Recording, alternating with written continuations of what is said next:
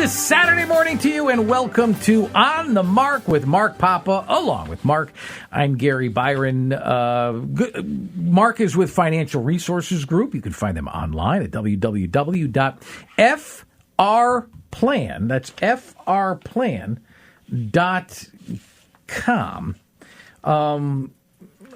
You can also give him a buzz at 860-657-8380.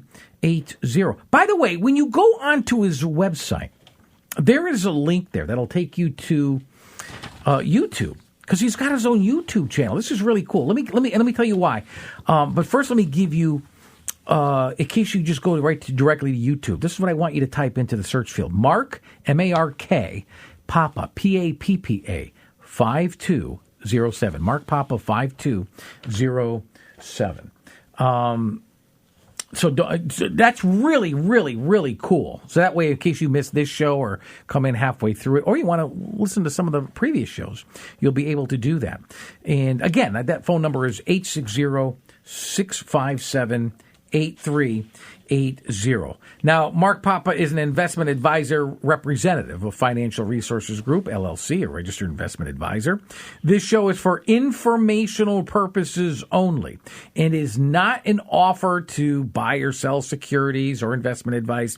And again, you can call his offices at 860-657-8380 and frplan.com. So, Mark, good morning. Great to see you there, my friend. Hello, Gary. How are you? I'm not doing too shabby over here. How about yourself? You have a nice week? I shouldn't even ask you, but you're in the thick of things right now. We got 3 more days? Yeah. Oh. Winding up the last minute tax returns, filing extensions, and that kind of thing. It's an exciting time of year. Is it exciting or overwhelming, or a little both? It's a little bit of both. I can see that. You know what? It's a good problem to have. I talk about good problems and bad problems, and being busy and overwhelmed and being in demand is a very stressful time of your life, and especially with doing the tax returns and the last minute tax advice and jumping through hoops and doing backflips to get things done. But you're grateful because every year there's somewhere in the neighborhood, people die off or they pass away, and then we have to do like a final tax return, which is never fun. It's sad to lose the person because you've known them for 15 or 20 years. How often does that happen? Oh, every year. It's always 2 or 3 people will, they're up there. I do some tax returns. You look at their birthday and then 1927 and they're still kicking. And you're like, oh my goodness! And he's like, "What did you do right?" And you get a lot of wisdom from the older folks. It's exciting. We've mentioned something in the past, and you mentioned something in their mid to late 90s. You also mentioned good problems and bad problems. Well, that's great. If somebody lives to 95 years old, it's a full life. We're sad because we miss them, but you can't be sad because they were taken too soon. I would imagine, though, a lot of people would sit down with you, I would imagine, going, I'm afraid if I outlive what I've socked away for. What happens then? Well, that is quite an interesting topic. The people who saved enough and also usually tend to be also very good with their spending. Mm-hmm. So they get through retirement, no problem. But the last thing we want to do also is go backwards and have to reduce our retirement because you had an unscrupulous advisor or you did something unscrupulous and took on way too much risk. Like I talked about in last segment, risk versus reward, why we want to. I know it's tough to visualize what I was trying to show you, but when you see it face to face on paper that your portfolio is taking on way more risk, not getting the returns, and actually falling in a place where you could still lose a lot of money. Yeah. Those are the places that we want to focus, right? It's so funny that you bring that up because that leads right into all the more reason, my friends, why you really do need to sit down with Mark for 2 reasons, 2 main reasons, many reasons, but the 2 main ones is something that Mark just hit upon. I know we did this a little bit last week where he was talking about visuals, and it's hard to talk about visuals on the radio, obviously. But there's visuals of, instead of him just preaching to you, this is, and telling you, he's going to show you. You're going to reach your own conclusions with your own eyes. Believe me, he's going to open your eyes up really wide, when he shows you this.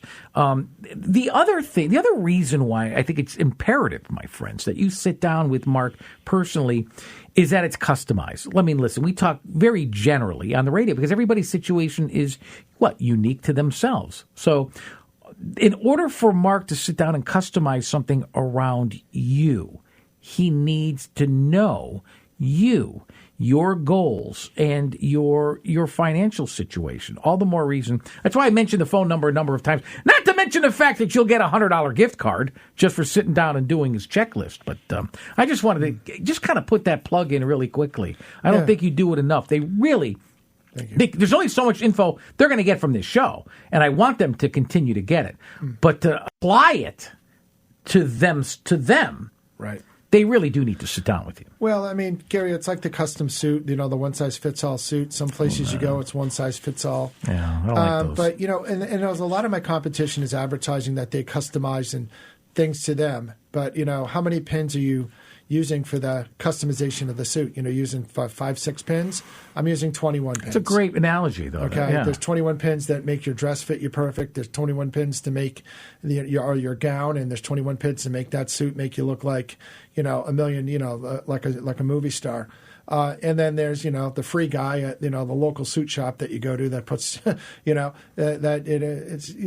everybody can tell. I could tell the difference, and it really does get very granular, and that granularity is what makes all the difference in people's lives. Not going backwards and just doing the right thing. So today, Gary, I wanted to talk about a fun topic. This is towards the end of the checklist, and it's about correlation. The word correlation. Correlation. Yeah.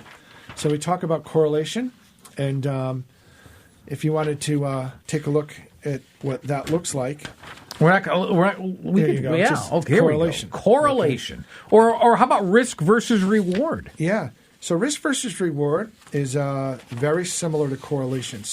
But what do you mean by that? Okay, so in the last segment, we showed you all the different funds. The client had 12 different funds. Last week? Last week. Okay. So that was 13 different funds, okay? Okay. And now what we want to do is say, there's 13 different funds.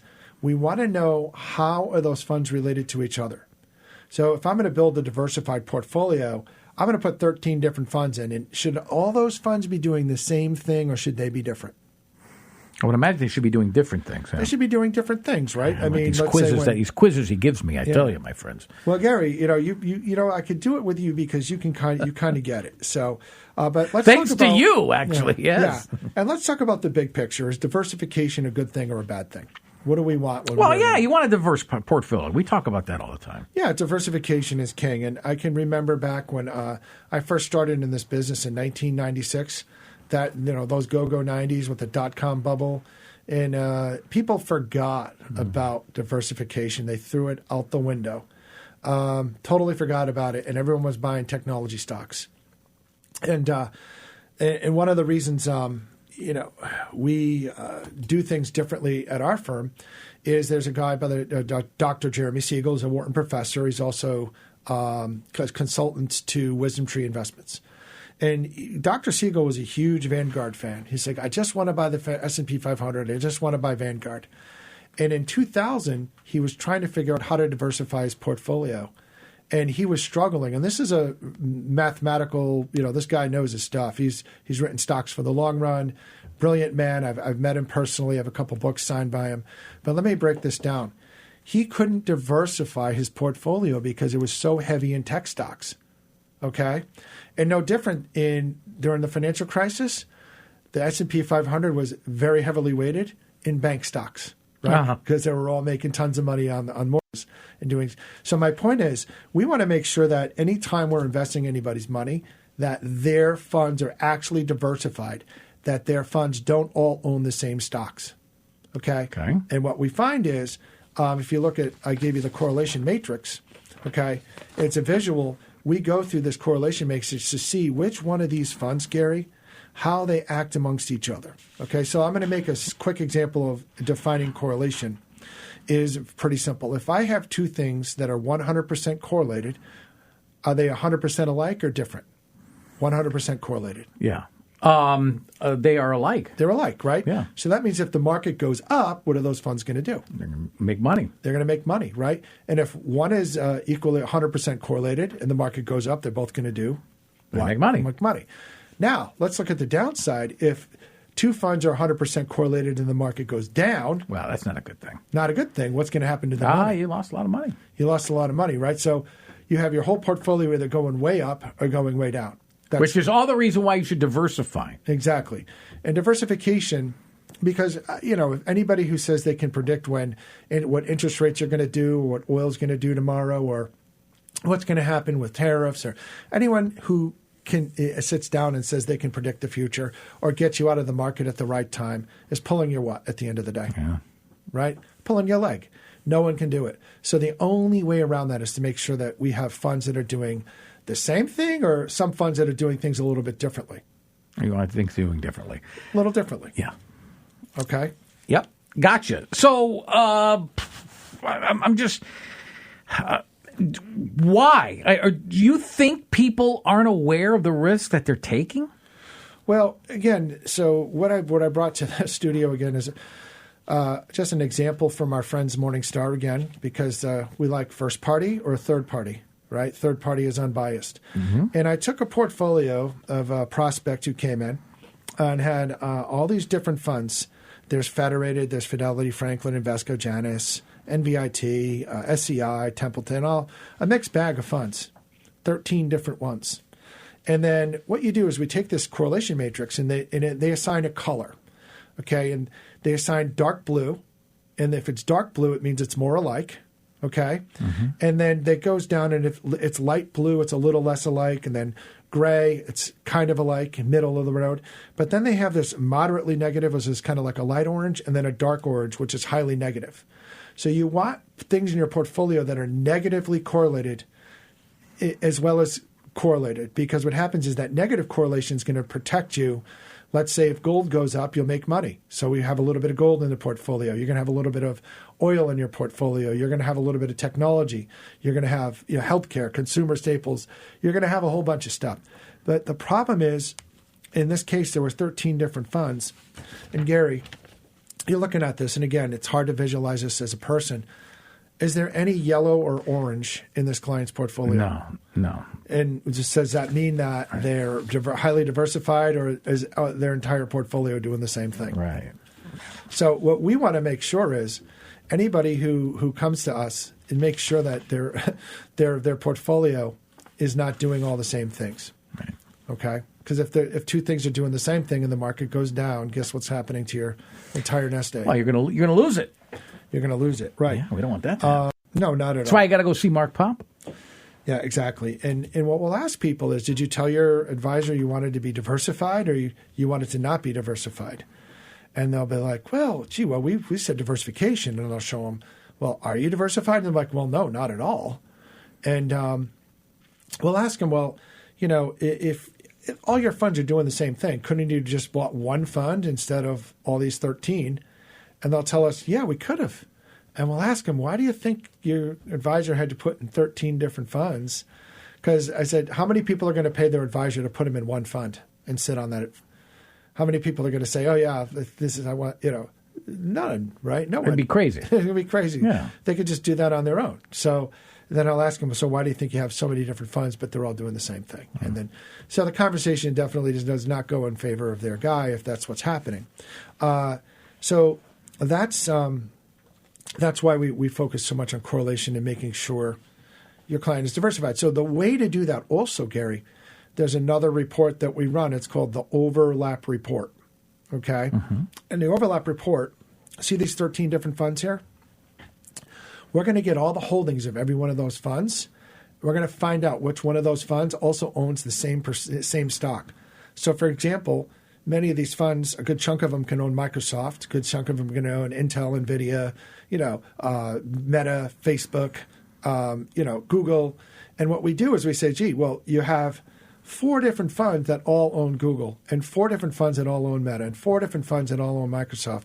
And we're going to look at those percentages. And if they're out of whack, and 9 out of 10 times they are, we're going to say, well, you own too much of one thing, right? You own way too much of one thing. Now, at an up market, the performance is what? It's awesome. Sure. However, when the market reverses like it had recently in the past few weeks ago, due to the tariffs and everything else, you're going to feel you're going to feel that impact on the downside because you own too much of something that's going down. So a great example of that has been the Magnificent Seven. And again, that's your Amazons and your Metas, your Googles.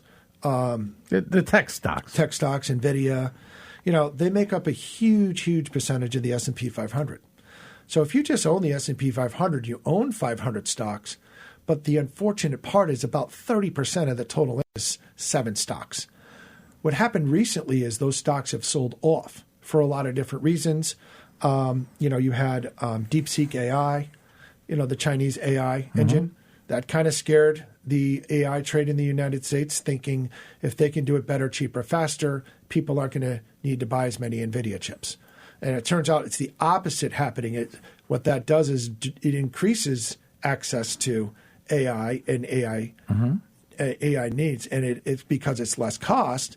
That means they're going to need more chips, and they're going to need to build it more. So that's like the waterfall. It's kind of like the first VCR when we were kids came out. They were like $800 or $900, and then by the time we got out of high school, those things you can get for $50, right? Remember that? Yeah, maybe not quite when we got out of high school, but yeah, you know what I mean, though, right? Because DVD players were coming out, So, but anyway, so we want to make sure that we don't have too much what we call top-heavy portfolios. So to avoid this correlation problem, what we do is an overlap report. When we build our models, we make sure that instead of having 6 or 7% of our portfolios in Apple, which it's going to be more like 2.5. Is NVIDIA is going to be maybe 1.2%.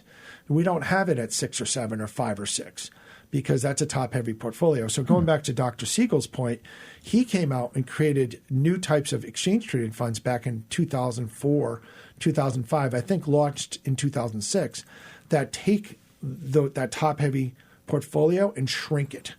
So if you talk to our clients that, when we went through this recent sell-off of those big Magnificent 7 stocks, right. They owned them, but they didn't own 5-6% of their index in those stocks. They owned, again, 1 to 2. So they didn't get hit as bad. So sometimes we'll do it. We'll weight our portfolios towards a quality factor, or we'll have an earnings weighted factor.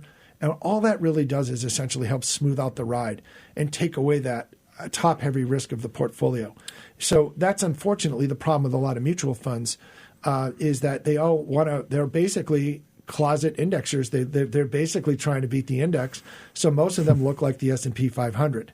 So that's why when you see these 13 different funds, that we have a big dark blue blueprint here when they should have a bunch of different colors so that's the kind of thing I want to show folks. Folks, you are listening to On the Mark with Mark Papa. I'm Gary Byron. Mark is from Financial Resources Group. You can find him online at FR Plan. That's F as in Frank, frplan.com. And write this phone number down and give him a buzz, 860-657-8380.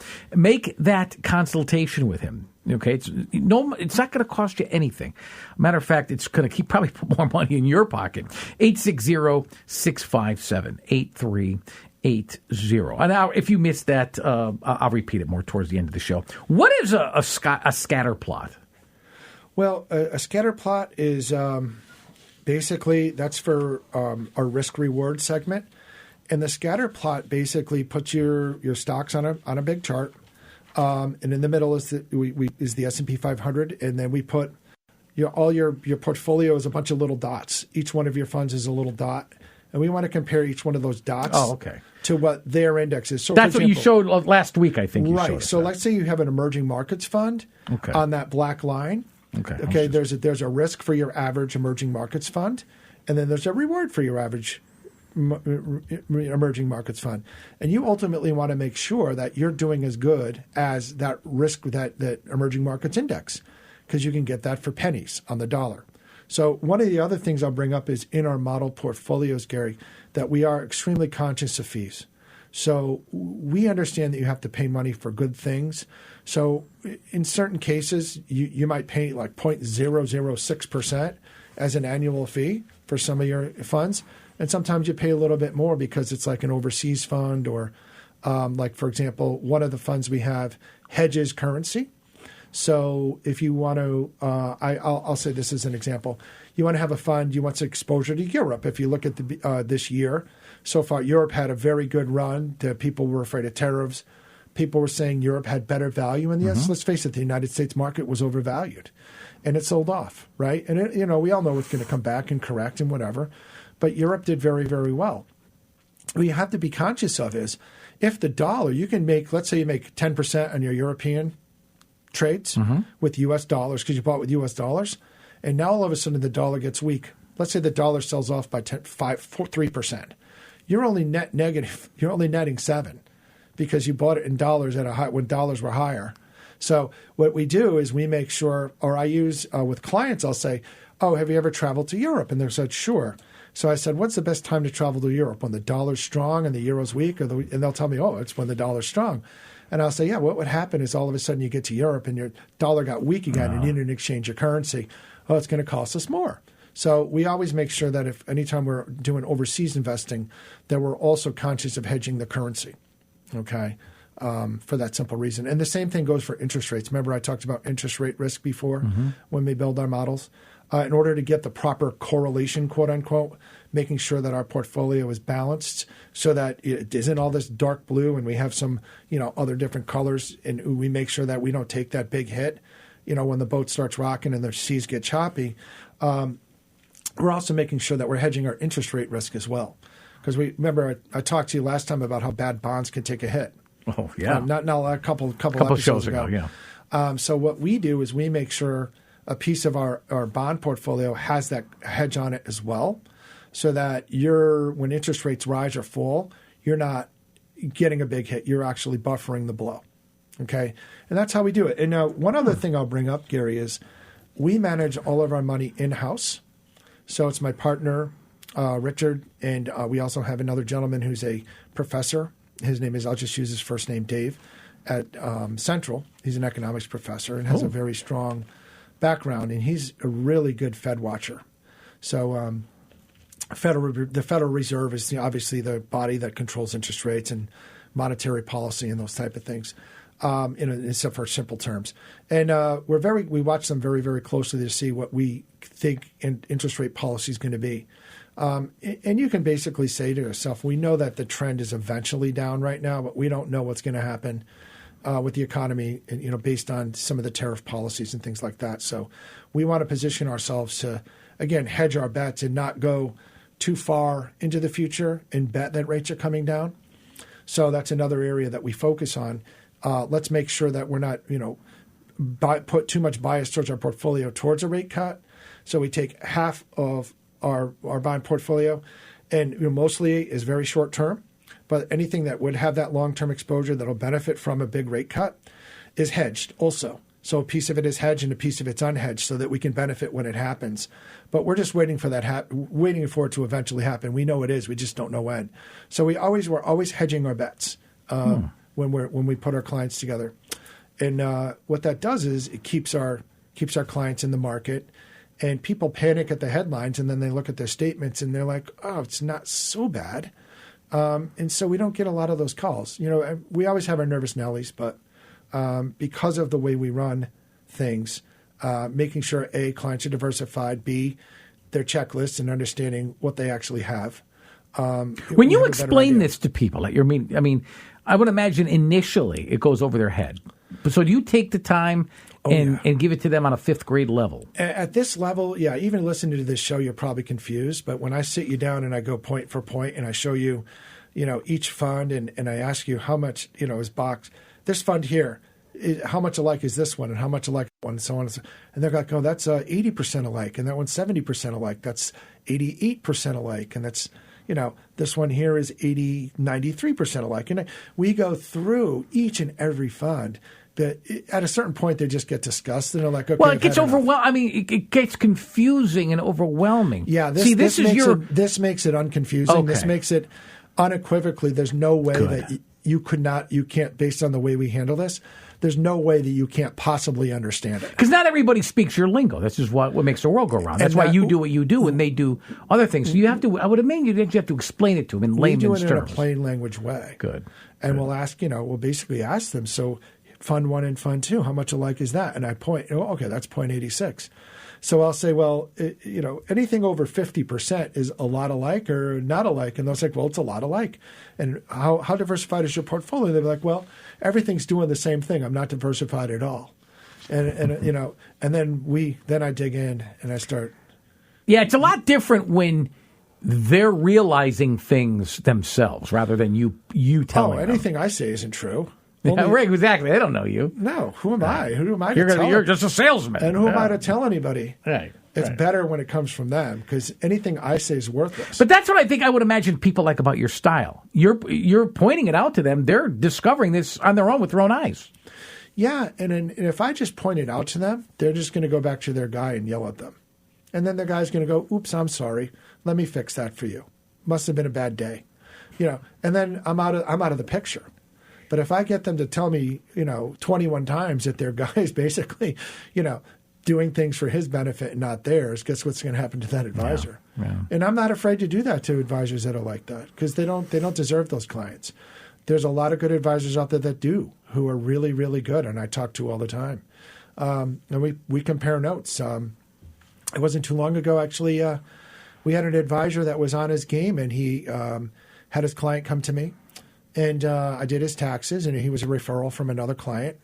And I called the advisor up, and I said, hey, I'm a tax guy. I'm also an advisor. I'm not chasing your client. You're doing an awesome job. But I said, I want you to take this. I gave your client a tax form.